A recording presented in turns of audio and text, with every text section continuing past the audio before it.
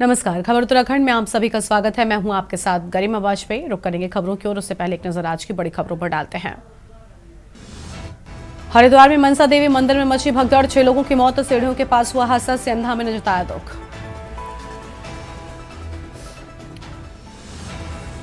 पंचायत चुनाव के दूसरे चरण का मतदान कल, चुनाव के लिए 4,433 पोलिंग पार्टियां होंगी रवाना। दूरस्थ क्षेत्रों में कल पोलिंग पार्टियां हुई थी रवाना।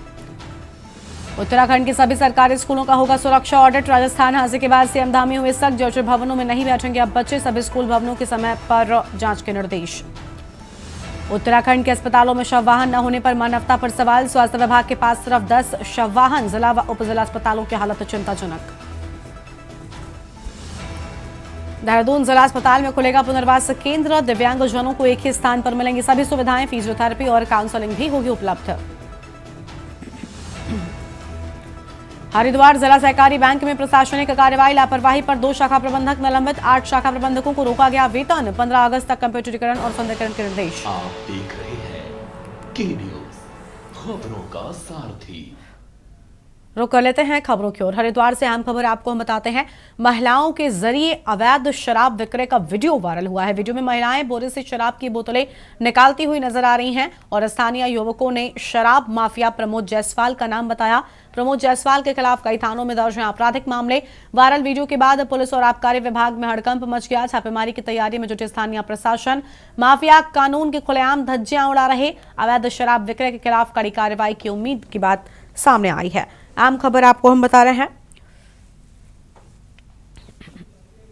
बड़ी जानकारी हरिद्वार से सामने आ रही है,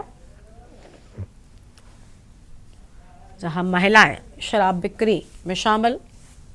अवैध शराब विक्रय के खिलाफ कड़ी कार्रवाई की उम्मीद जताई गई है।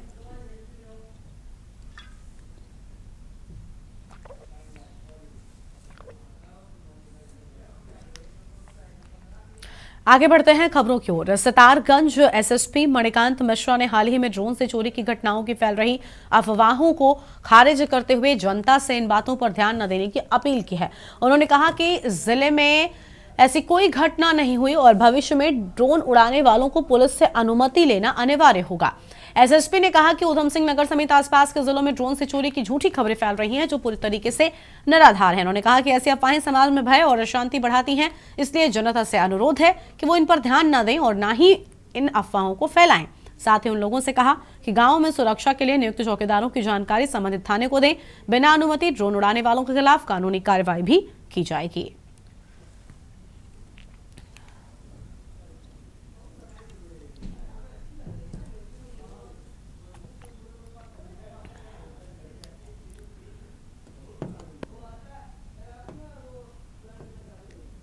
पिछले कुछ दिनों से उधम सिंह नगर और आसपास के जनपदों में रात के समय ड्रोन के जरिए चोरी और लूट की घटना होने की अफवाहें फैल रही हैं। उधम सिंह नगर जनपद में ड्रोन से किसी भी प्रकार की चोरी या कोई अन्य घटना नहीं हुई है। ये निराधार और केवल अफवाह मात्र हैं। साथ ही जो व्यक्ति किसी भी उद्देश्य से ड्रोन का प्रयोग करना चाहता है, वह कृपया संबंधित थाने से इसकी विधिवत अनुमति प्राप्त कर ले। बिना अनुमति के ड्रोन का प्रयोग करने पर ड्रोन को जब्त किया जाएगा और कानूनी कार्रवाई भी की जाएगी।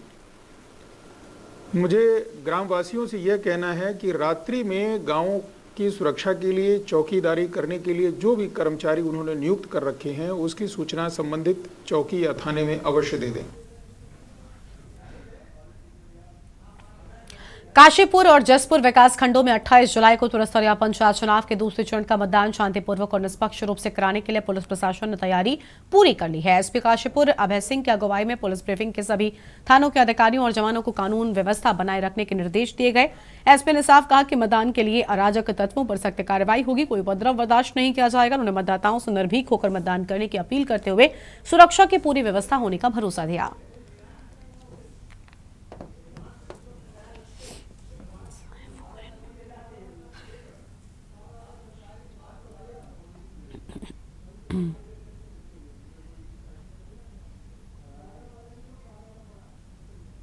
देखिए, पंचायत चुनाव का जो द्वितीय चरण है, जो कि 28 जुलाई को आयोजित होने वाला है, जिसमें के संबंध में आज फोर्स की शांतिपूर्ण और निष्पक्ष चुनाव कराने के लिए ब्रीफिंग की गई थी, जिससे भयमुक्त होकर के और लोग अपने मताधिकार का प्रयोग करें।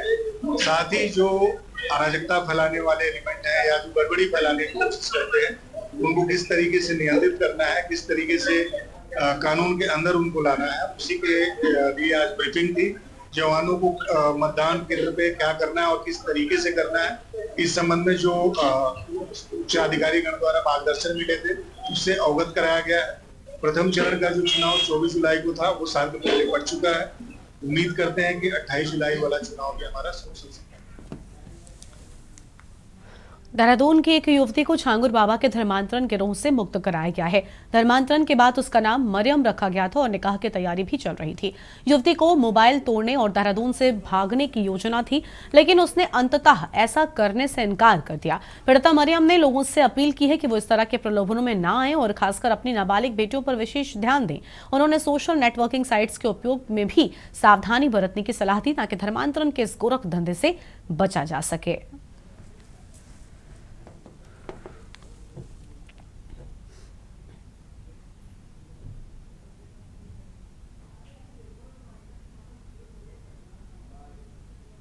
समस्त देशवासियों से ये रिक्वेस्ट करती हूँ कि अपने बच्चों को धर्म से रिलेटेड नॉलेज दें, उनसे जुड़े रहिए, उनकी सारी जितनी भी अच्छी बुरी मतलब आदतें उन पे नज़र रखिए, कोई किसी गलत ट्रैप में ना फंसे और माँ बाप अपने बच्चों के साथ जितना क्लोज कनेक्शन बना के रखे इन अ गुड वे उतना ज़्यादा अच्छा है और अपने बच्चियों को बचाएं गलत चीज़ों से। उत्तराखंड की राजधानी देहरादून में उत्तराखंड क्रांति दल के केंद्रीय कार्यालय में 2 बड़े पूर्व सरकारी अधिकारियों ने सदस्यता ग्रहण की है। इसमें जिला चमोली से रिटायर्ड सीएमओ डॉक्टर सिब्बा कुरियाल और सेवानिवृत्त कर्नल PS नेगी शामिल हैं। दोनों ही अधिकारियों ने कहा कि उत्तराखंड के वर्तमान हालातों से निराश होकर उन्होंने क्षेत्रीय दल का दामन थामा है। उन्होंने संकल्प जताया कि वो क्षेत्रीयता को बचाने और राज्य के विकास के लिए पूरी मेहनत करेंगे।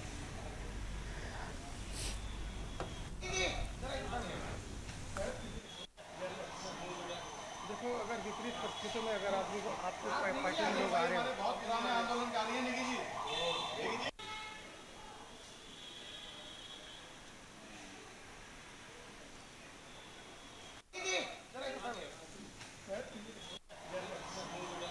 देखो अगर विपरीत परिस्थितियों में अगर आपको पार्टी में लोग आ रहे हैं, बहुत पुराने आंदोलन का नहीं है नेगी जी।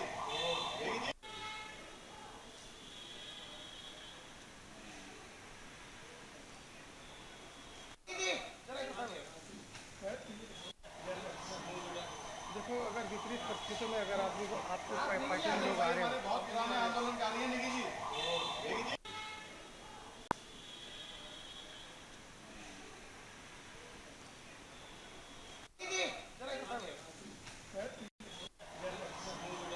देखो अगर विपरीत परिस्थितियों में अगर आपको पार्टी में लोग आ रहे हैं, बहुत पुराने आंदोलन का नहीं है नेगी जी।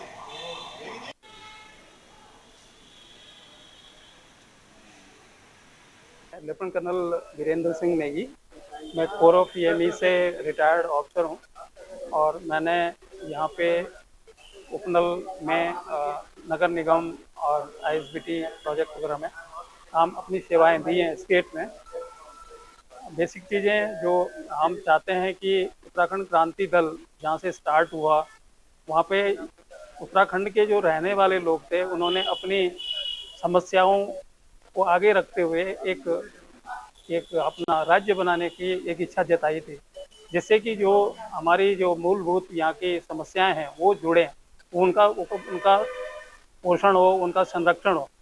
लेकिन जैसे ही उत्तराखंड एक राज्य बन गया, यहाँ पे दूसरी पार्टियां आकर के आ गई और जो उनके मेन मुद्दे थे जिन्होंने राज्य बनाने के लिए बेसिक काम किया था, प्राइमरी काम किया था, उन मुद्दों से लोग हट गए।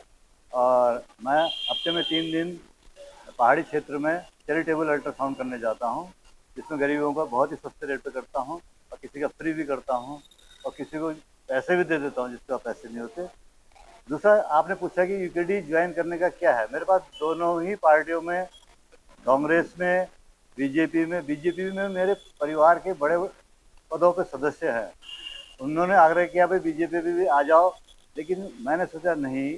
जब मैंने यहाँ के हालात देखे, जो मैं देख रहा था कि भाई पहाड़ वालों ने कोई सुनवाई करनी ही नहीं रहा है, सब जो है बड़े बड़े अटैची लेके या बड़े बड़े गाड़ियों वाले, इन्हीं की सुनवाई हो रही है और हमारे लोग पीछे जा रहे हैं, ये मरे जा रहे हैं। जरा जरा सी बात करें इनकी सुनवाई नहीं हो रही है। देहरादून पुलिस ने धर्मांतरण के एक बड़े गिरोह का खुलासा किया है। जांच में पता चला है कि इस गिरोह के तार पाकिस्तान और दुबई से जुड़े हुए हैं। पुलिस ने अब तक 2 मुकदमे दर्ज किए और 6 आरोपियों को गिरफ्तार भी कर लिया है। गिरोह ने लूडो गेमिंग ऐप और सोशल मीडिया के जरिए युवतियों को फंसाया। 2 लड़कियों को पुलिस ने गिरोह के चंगुल से रेस्क्यू किया। गिरोह के ग्रुप्स के जरिए युवतियों को इस्लाम और अरबी भाषा की तालीम दी जाती थी। पुलिस ने संदिग्ध किताबें भी बरामद की हैं जो सबूत है ब्रेन वॉश का। मामले में उत्तर प्रदेश और उत्तराखंड पुलिस साथ मिलकर जांच कर रही है।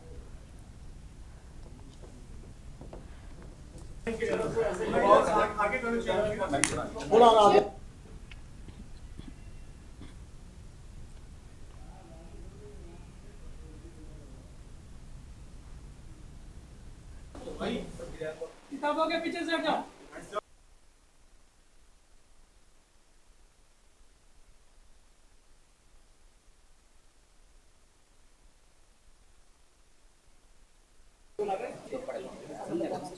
आ जाएगी।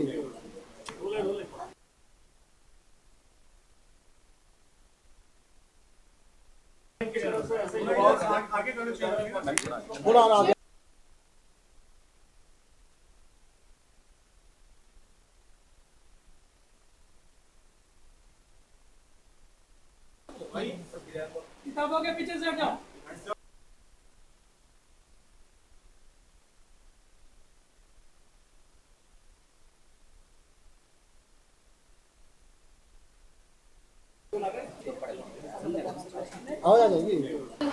इंस्टा और फेसबुक पर बहुत सारे हमारे युवा हैं और वो जब सर्च करते हैं इस तरह से, जब उन्हें लगता है कहीं पे किसी ने सर्च किया तो आपने देखा होगा कि वो सब पॉप करने लगता है, उसी तरह के सजेशन में फ्रेंड्स आने लगते हैं।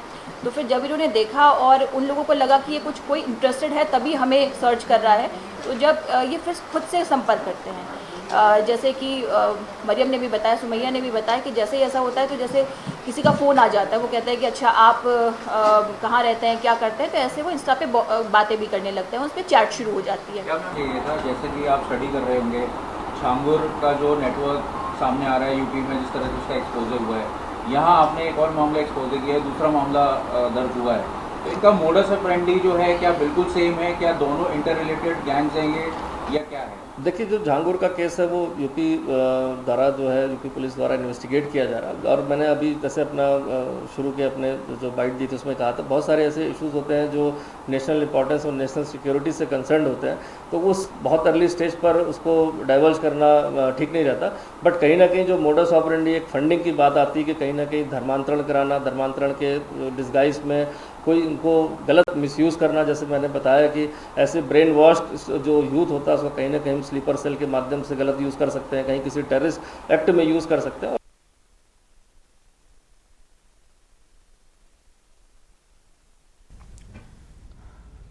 अगली खबर का रुख कर लेते हैं। खबर है देहरादून से, जहां पर मुख्यमंत्री पुष्कर सिंह धामी के निर्देश पर देहरादून में स्कूल वाहनों का ऑडिट शुरू किया जा रहा है। देहरादून आरटीओ कार्यालय ने इस उद्देश्य के लिए विशेष ऑडिट फॉर्म तैयार किया है। विभाग की टीमें जल्द ही स्कूल बसों के सुरक्षा मानकों के अनुसार जांच करेंगी। अगर किसी स्कूल की बस मानकों पर खरी नहीं उतरती है तो उसे नोटिस जारी कर परमिट के खिलाफ कार्रवाई की जाएगी। आरटीओ संदीप सैनी ने बताया कि ऑडिट फॉर्म तैयार है और जल्द ही सभी स्कूलों में यह प्रक्रिया शुरू की जाएगी।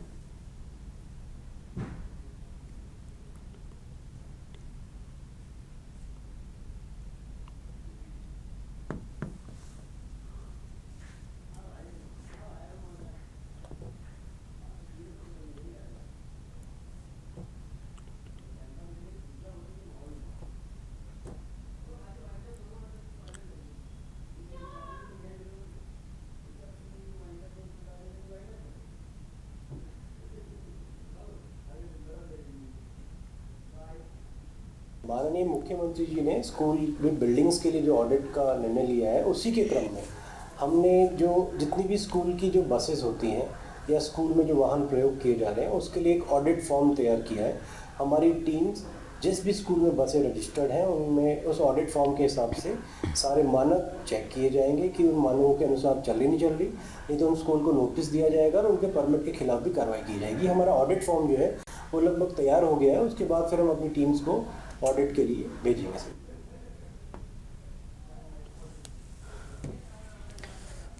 उत्तर प्रदेश के पशुधन एवं दुग्ध विकास मंत्री धर्मपाल सिंह ने स्वच्छता को लेकर एक खास संदेश देते हुए हरिद्वार में सिंचाई विभाग उत्तर प्रदेश के वीआईपी घाट पर सफाई अभियान चलाया है। इस मौके पर उन्होंने खुद झाड़ू उठाकर घाट की सफाई की, श्रद्धालुओं को स्वच्छता के लिए जागरूक किया। मंत्री ने कहा कि प्रधानमंत्री नरेंद्र मोदी के स्वच्छ भारत मिशन को धरातल पर उतारने के लिए हर नागरिक को अपने आसपास सफाई बनाए रखनी चाहिए। हरिद्वार सिर्फ भारत ही नहीं पूरी दुनिया के श्रद्धालुओं की आस्था का केंद्र है, इसलिए यहाँ साफ सफाई सबसे ज्यादा जरूरी है।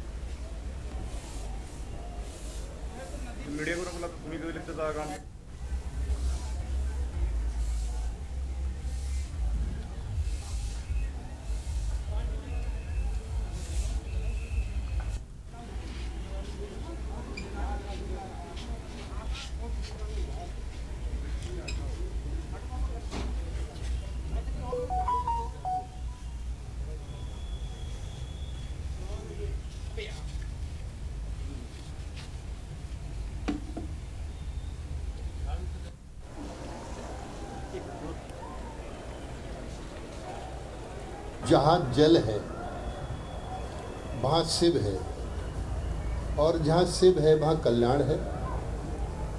आज हरिद्वार ये तीर्थ स्थल है, तीर्थ नगरी है। देश के ही नहीं दुनिया के लोग आते हैं, और जहाँ भीड़ इकट्ठी होती है तो कुछ ना कुछ गंदगी जैसी हो जाती है। तो आज योगी सरकार की ओर से इस वीवीआईपी घाट पर और अन्य स्थलों पर स्वच्छता हो। देश के प्रधानमंत्री माननीय नरेंद्र मोदी जी ने भी प्रधानमंत्री की पद शपथ लेते ही और सफाई का एक अभियान चलाया। आज उसी का परिणाम है कि हमारा देश आर्थिक इकोनॉमी में तीसरे स्थान पर आने जा रहा है, और दुनिया के देशों में सभ्य देश, आगे जाने वाला देश। देखिए, दो तीन चीज़ें होती हैं। जहाँ स्वच्छता होती है वहाँ ईश्वर का वास होता है। खटीमा वन रेंज के घोसी कुआं इलाके में बीती रात करीब 2 बजे भालू ने अचानक एक ग्रामीण संजीत राणा पर हमला कर दिया। भालू ने उसके हाथ, पीठ और सिर पर पंजों और दांतों से चोटें पहुंचाई हैं, जिससे वो गंभीर रूप से घायल हो गया। घटना के बाद ग्रामीणों ने शोर मचाया, जिससे भालू जंगल की ओर भाग गया। घायल संजीत को वन विभाग की टीम ने तुरंत ही अस्पताल में भर्ती कराया, जहाँ उनका इलाज चल रहा है। उनकी स्थिति स्थिर बताई जाती है और ग्रामीणों को रात में अकेले बाहर न निकलने और जंगल के करीब न जाने की सलाह दी गई है।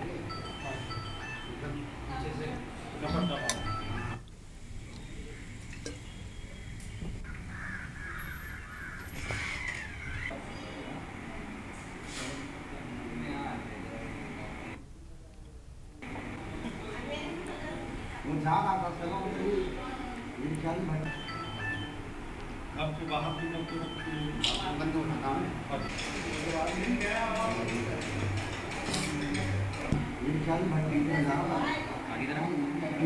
यार गाँव तो पूरा ही घूम गया।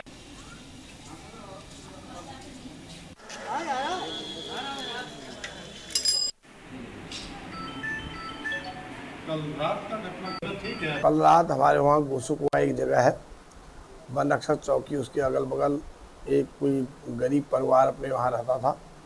उसके घर में भालू ने आके हमला कर दिया, जिसे हमारे वन रक्षकों ने उसको तुरंत हॉस्पिटल में एडमिट कराया। गंगाराम फॉरेस्ट गार्ड, वाचर हमारे सुभाष, ये लोग तुरंत गई, मेरे को सूचना दी, और वो आदमी अभी इस समय सही हालत में है, कोई ऐसी वो नहीं है, उसकी हालत सही है और वो मेरे ख्याल से तुरंत ही डिस्चार्ज हो जाएंगे।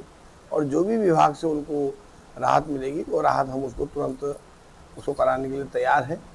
और मैंने वन रक्षकों को आज ही उसमें मैंने कहा उनके बारे में आप पूरी प्रपत्र यहाँ दें, और मैं ऊपर उच्च अधिकारी को उसकी हो और उच्च अधिकारी को भी मैंने सुबह व्हाट्सएप से अवगत करा दिया। वहाँ रहते हैं सर, गोसीकुआ रहते हैं चक्रपुर साइड, और रात में ये हमला हुआ है करीबन 2 बजे।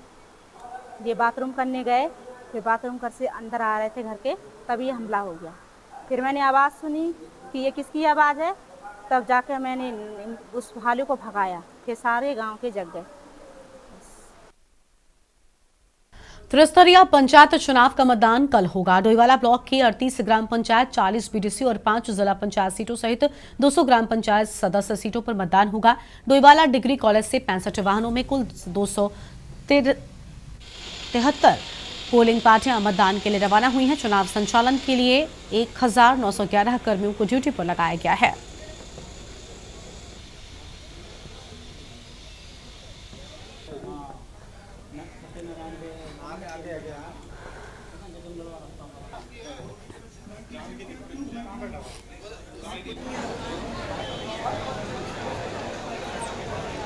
वितरण का पांडाल लगा हुआ है, वहां पर उसे देने का कष्ट करें। इस बुलेटिन में इतना ही। तमाम बड़ी खबरों के लिए आप देखते रहिए के न्यूज़ इंडिया। नमस्कार।